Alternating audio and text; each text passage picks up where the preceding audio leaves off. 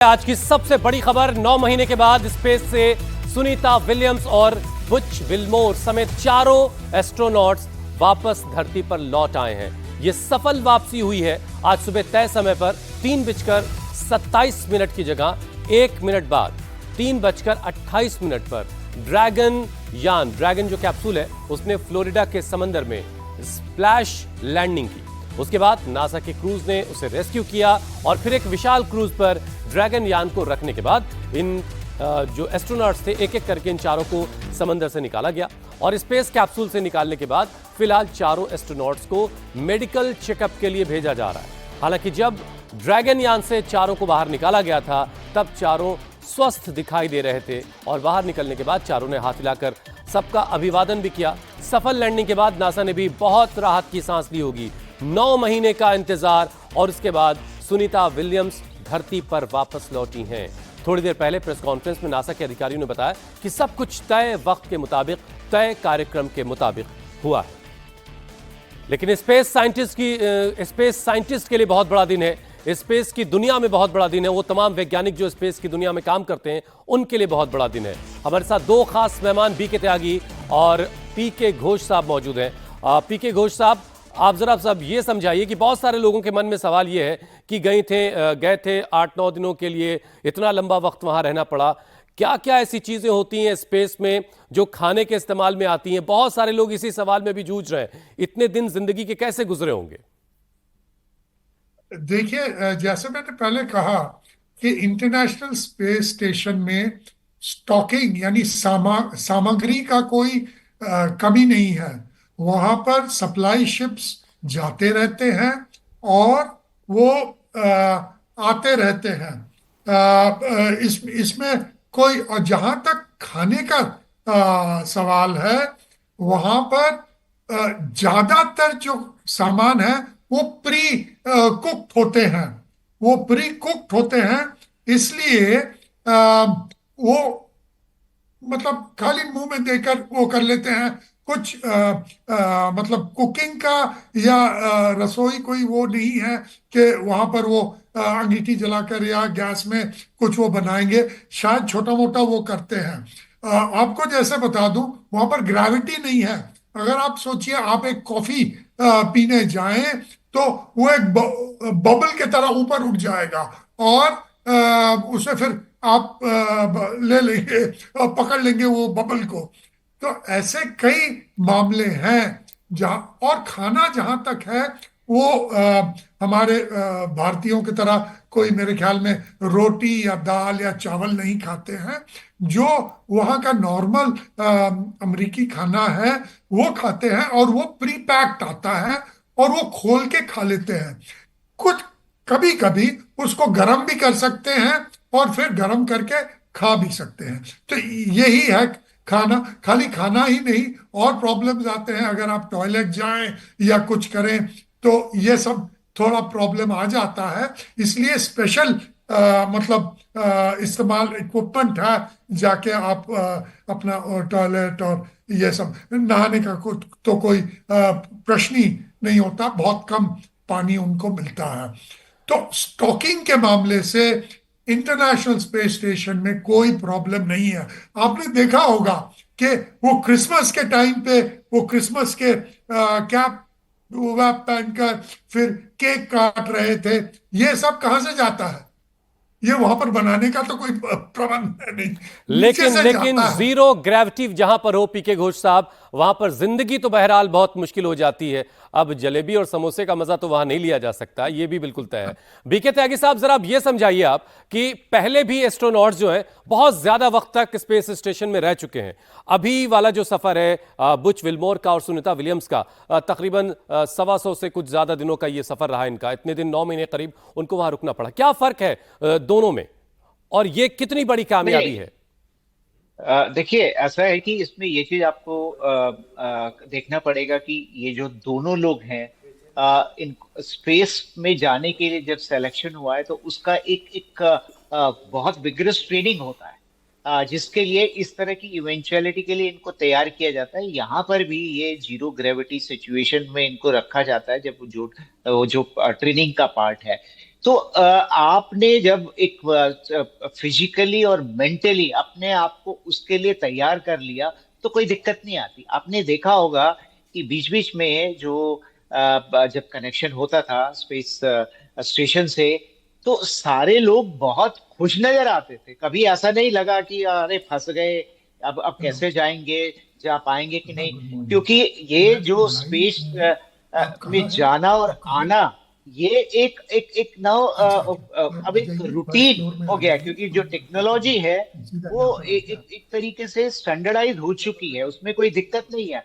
हाँ, ये जरूर है कि जो इनका सो कॉल्ड जिसको हम डिले कह रहे हैं, फर्स्ट फ्लोर। अ, वो एक एक अलग लेवल पे उसको एक अलग लेंस से देखा जा सकता है कि क्या उसमें एक कुछ पॉलिटिकल एंगल भी था, कि एक आप एक पार्टी एक कंपनी को फेवर कर रही है, दूसरी दूसरे को कर रही है, और जब गवर्नमेंट चेंज हुई तो सडनली इतनी जल्दी ये सब हो भी गया, जो कि पहले भी हो सकता था। तो ये कुछ इश्यूज हैं जिसको एक अलग नजरिए से देखा जा सकता है। लेकिन जितने भी दिन रहे, वो उन्होंने टाइम को क्या कहें कि वो खराब नहीं किया, बल्कि वो टाइम उन्होंने एक्सपेरिमेंट में लगाया। 250-300 के करीब एक्सपेरिमेंट उन्होंने किए, 900 घंटे से ज्यादा के एक्सपेरिमेंट किए, और उसको उस जो भी जानकारी इकट्ठी हो सकती थी वो उन्होंने इकट्ठी करी। तो ये जरूर है कि जो जो एक साइकोलॉजिकल लेवल पे आप सोच सकते हो कि आप कहीं गए हैं कि मैं शाम को आ जाऊंगा, और पता लगे ठीक है, कि दो अलग अलग टीमें, एक टीम ये तय करके गई कि हम 400-500 दिन रहेंगे, तो वो मेंटली प्रिपेयर है पहले से, और एक टीम तय करके गई कि हम 9-10 दिन रहेंगे और उनको 9 महीना रुकना पड़ जाए। तो एक मेंटल सिचुएशन की बात जिसकी तरफ आप इशारा कर रहे हैं, घोष साहब जरा ये समझाइए कि वो टीम जो इतने लंबे वक्त तक पहले रह चुकी है, उसके लौट के आने के बाद जो तमाम रिसर्च की गई होगी कि इतने दिनों ऐसे जगह पर रहना जहां पर ग्रेविटी जीरो है, और उसके बाद धरती पर वापसी, और क्या क्या बॉडी में चेंजेस हुए, वो सारी चीजें, वो सारे नतीजे तो हमारे पास पहले से हैं। तो इस बार हमें क्या खास मिलने वाला है? जी नहीं, वो नतीजे सब पहले नहीं है। हम खाली जानते हैं कि हर आदमी पर, हर उनके ऑर्गन पर अगर हम अंतरिक्ष में जाएं असर होता है। लेकिन हर आदमी पर कैसा असर होता है ये इंडिविजुअलिस्टिक है। ये हर आदमी पर सेम नहीं होता। अगर कहीं आप पर्सन देखा टू होगा, पर्सन वेरी कुछ लोगों करेगा। को बुखार होता है, कुछ लोगों को नहीं होता। क्यों नहीं होता? तो ये हम कह सकते हैं कि ज्यादातर ये हमें पता है कि क्या क्या। जैसे मैं एक छोटे छोटे उदाहरण दे दूं कि सब लोगों को वहां पर बेबी फुट होता है, बेबी फुट, चिकन लेग्स। अभी बेबी फुट क्या है कि वहां पर वो लोग चलते नहीं है, तो एकदम बच्चे के तरह उसके जो पैर के नीचे है वो चमड़ा एकदम बच्चों की तरह हो जाता है। चलने में बाद में बहुत मुश्किल होता है, तो उसे कहते हैं बेबी फुट। ये तो छोटी छोटी बातें हैं। फिर चिकन लेग्स, क्योंकि फ्लूइड जो होता है अंदर बॉडी का वो इवनली डिस्ट्रीब्यूट हो जाता है।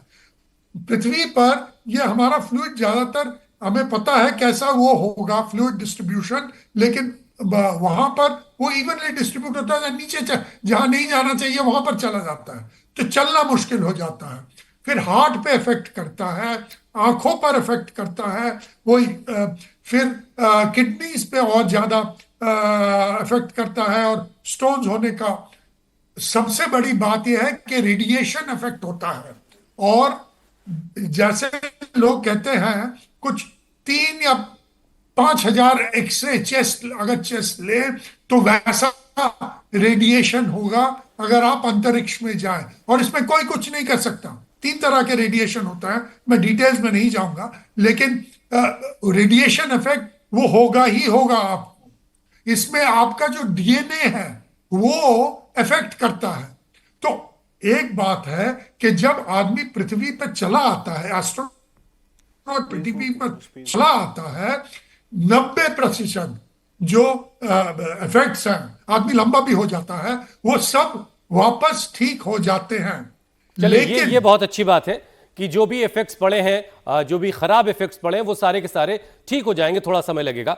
त्यागी साहब, जरा ये समझाइए कि बेबी फूड के बारे में बताया हमें घोष साहब ने, एक चिकन लेग के बारे में बताया, एक नाम हम लोग बहुत सुनते हैं, स्पेस वॉक, ये क्या चीज होती है?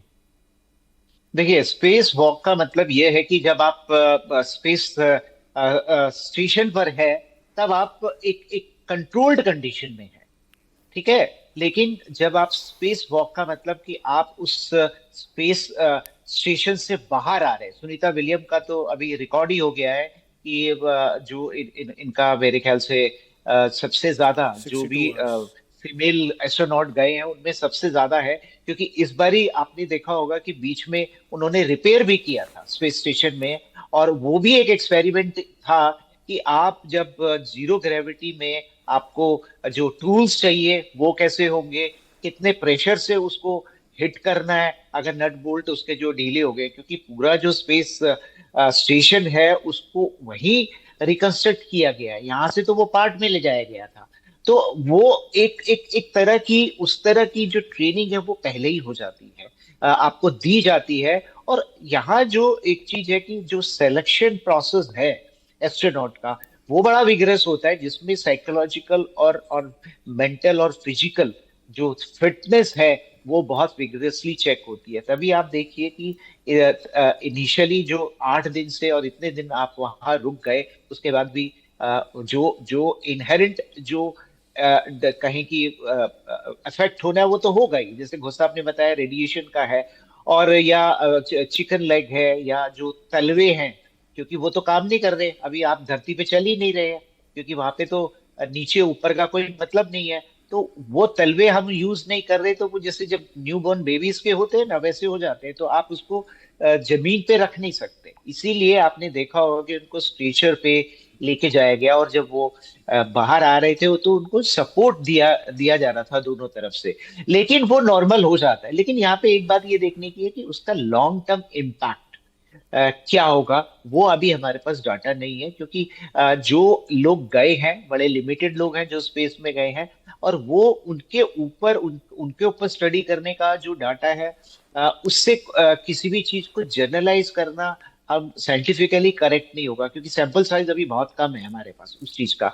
तो उसके लिए लेकिन जितनी भी जानकारी है वो हमारे आने वाले फ्यूचर मिशन में, हम स्पेस टूरिज्म की बात कर रहे हैं। मान लीजिए आप इंटरेस्टेड हैं कि आप भी एक स्पेस का चक्कर लगा के आए, वहां पे जीरो ग्रेविटी भी होगी, तो वो हेल्थ पैरामीटर क्या होंगे जो जिसके लिए आपको बोले कि you are fit for a space travel. तो वो सारी चीजें ये एक फ्यूचर जो हम देख रहे हैं स्पेस टूरिज्म का, उसमें भी काम आएंगी। और तो और कि जो हमने एक्सपेरिमेंट्स किए हैं, इसके लिए हम अब जो कॉलोनीज हैं वो दूसरी जगह भी बसाने की बात कर रहे हैं, चांद पे भी बसाने की बात कर रहे हैं। तो जो पूरा हमने प्लांट साइंस पे जो एक्सपेरिमेंट किए हैं वो हमें वहां काम आएंगे। तो हर चीज जो एक्सपेरिमेंट हुए हैं उसका एक पर्पस था, जिसका कि फ्यूचर में जो हमें रिजल्ट निकला वो उसको किस तरीके से, जिस तरीका का सिनेरियो हम एक्सपेक्ट कर रहे हैं फ्यूचर में स्पेस टूरिज्म का, वहां कहाँ कहाँ काम आएगा। अगर हमें कॉलोनीज बसानी है तो वहां पे हमें खेती भी करनी होगी। तो खेती के लिए, क्योंकि सप्लाई यहाँ से जाना वो तो बहुत इकोनॉमिकली पॉसिबल नहीं होगा। तो अभी अभी जैसे इन लोगों को, 4 लोगों के लिए आप देखिए कि जितने वो क्या बोले कार्गो शिप गए, वो अगर नंबर ऑफ पीपल ज्यादा होंगे तो वो यहाँ से वहां खाना लेके जाना किसी भी फॉर्म में बड़ा मुश्किल होगा। तो ये बहुत जरूरी हो जाता है कि जो रिसोर्सेज है, और यहाँ पे भी स्पेस स्टेशन पर भी बहुत सारी चीजें रिसाइकिल हो रही है। आपको हैरानी होगी कि वो जो उनका जो यूरिन है, यानी कि जो पेशाब है, वो रिसाइकिल किया जा रहा है, क्योंकि पानी वहां पे लिमिटेड है। और वो जो सांस लेते हैं, ऑक्सीजन को भी रिसाइकल्ड किया जा रहा है, ऑक्सीजन को एक्सट्रैक्ट किया जा रहा है। और जो सांस लेने में जो हमारा क्या भाई भाप या वाष्प जो निकलता है, वेपर्स जो निकलते हैं, उसको भी ट्रैप करने की मैकेनिज्म है। तो अगर हम ऐसे पृथ्वी के बाहर अगर कॉलोनीज बसाना चाहते हैं, तो ऐसे वहां पे हमें एक सेल्फ सपोर्टिव सिस्टम क्रिएट करना होगा, जो कि इंडिपेंडेंट हो। अभी ये इंडिपेंडेंट नहीं था ये सिस्टम, जो जो हमारा स्पेस स्टेशन है। यहाँ की कनेक्टिविटी पृथ्वी के साथ थी, सप्लाई जा रही थी। लेकिन अगर ज्यादा लोग हमें वहां लेके जाने हैं, बसाने हैं, कॉलोनाइज करना है, तो ये जिसका सारी चीजें सपना बहुत वक्त हमारे से पास। देखा जा रहा है, आप उस तरफ इशारा कर बिल्कुल। रहे हैं। बिल्कुल बिल्कुल। हाँ। पीके घोष साहब, जरा ये समझाइए कि स्पेस टूरिज्म की जो बात कर रहे हैं त्यागी साहब, कितने वक्त के बाद ये सारी चीजें आपको लगता है कि थोड़ी सी नॉर्मल होंगी कि मेरे साथी मनीष जाना चाहें स्पेस में घूमने के लिए, भाई जीरो ग्रेविटी क्या चीज होती है, वहां पर टहल करके कैसे जिंदगी बसर की जाती है और कैसे खाया पिया जाता है, ये सब देखना, तो कितना भी इंतजार और करना पड़ेगा कि थोड़ी सी नॉर्मल सी उसमें आएगी कि भाई रोजाना फ्लाइट्स जा रही हैं वहां पर?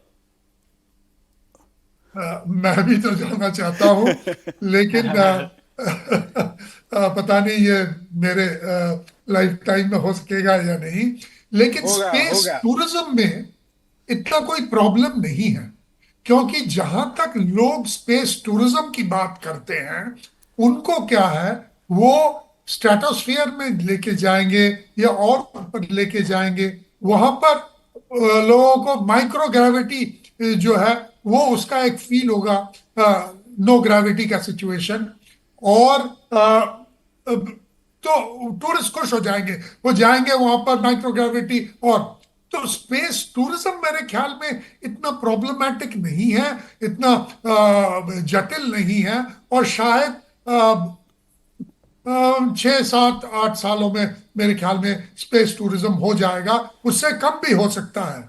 जहां तक प्रॉब्लम है वो है वहां पर बेस बैठाने का, एक हैबिटेशन बैठाने का। जो अभी आपने सुना कि उन्होंने कहा कि वहां पर एक सेल्फ सपोर्टिव सिस्टम, मस्क साहब तो कह रहे हैं, इलॉन साहब तो कह रहे हैं कि हम तो मार्स में जाएंगे और वहां पर एक हैबिटेशन बैठाएंगे। मैंने एक छोटा सा स्टडी किया था, बहुत डीप स्टडी नहीं था, लेकिन एक स्टडी था कि क्या होगा, क्या क्या कठिनाइयां आ सकती हैं अगर मनुष्य पे, अगर हम वहां पर जाएं और एक हैबिटेशन बनाएं, क्या लोग कुछ दिन तक रहें। चंद्रमा में ऐसा स्टडीज हैं जो उनको पता है कि क्या क्या कठिनाइयां आ सकती हैं। लेकिन मेरे ख्याल में अभी जो जिस लेवल का टेक्नोलॉजी है उसमें हमें मार्स में, चंद्रमा जाने के लिए शायद 20 30 साल में शायद हो भी जाए, लेकिन मार्स के लिए अभी तक टेक्नोलॉजी नहीं है। क्योंकि जैसे आपने देखा कि शारीरिक तरह से लंबे समय में जाने में बहुत इफेक्ट होता है। तो क्या हम स्पेस हाइबरनेशन करें? स्पेस हाइबरनेशन एक है जहां पर आदमी को सुला देते हैं और फिर वो जाके उठ जाता है जब वो जर्नी खत्म हो जाता है। तो ये स्पेस हाइबरनेशन का टेक्नोलॉजी हमारे पास है नहीं, लेकिन जब वो होगा तभी हम इतने लंबे इंटरस्टेलर या इंटरप्लैनेटरी